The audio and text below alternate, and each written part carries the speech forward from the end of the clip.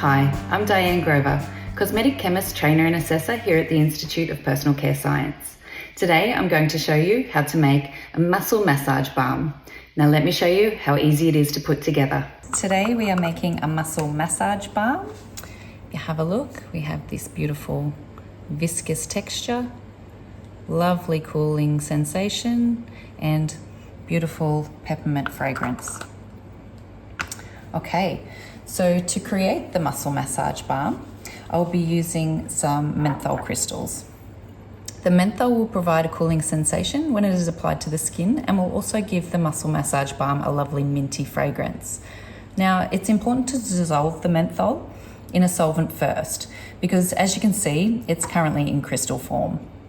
I've chosen almond oil as my solvent, which is a lightweight, non-greasy and provides deep hydration to the skin. But you could use other oils if you prefer. The menthol really does dissolve quite easily in the right solvent.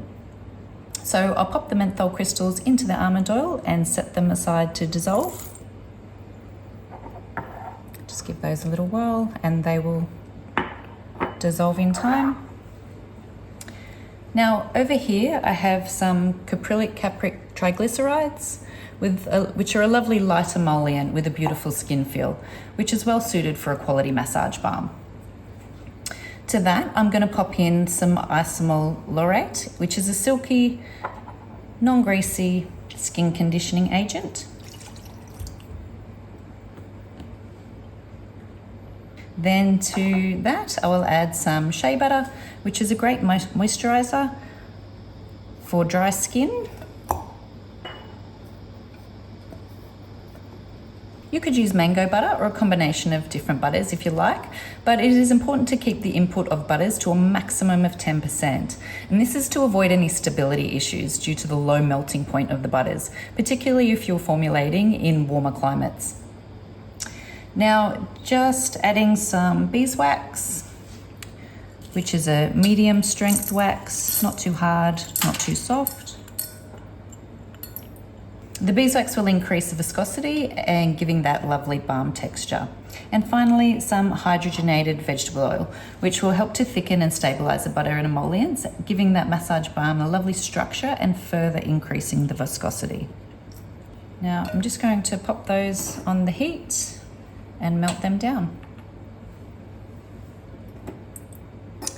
Okay, as you can see, that's all melted down nicely together.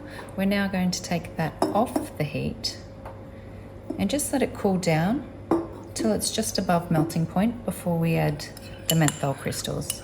And as you can see, the menthol crystals are nearly dissolved. So by the time this cools down a little bit, these menthol crystals will be ready to go in the formula.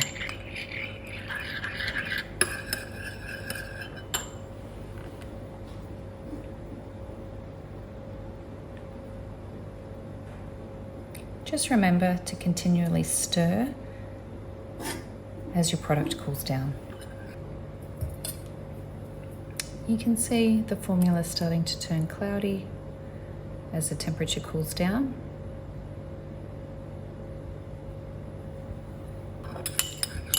By now you can see that the menthol crystals are completely dissolved.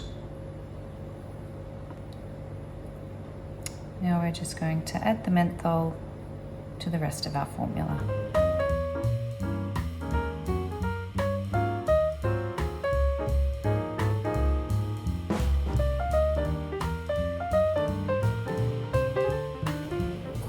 I'm just going to continually stir that as the balm cools down.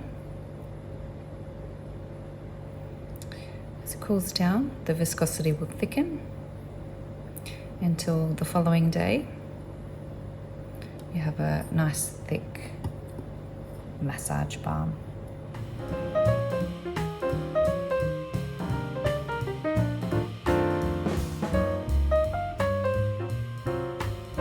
We're cool enough now to add in the vitamin E. We use mixed tocopherol to protect the plant oils that we used in the formula, to stop from oxidation.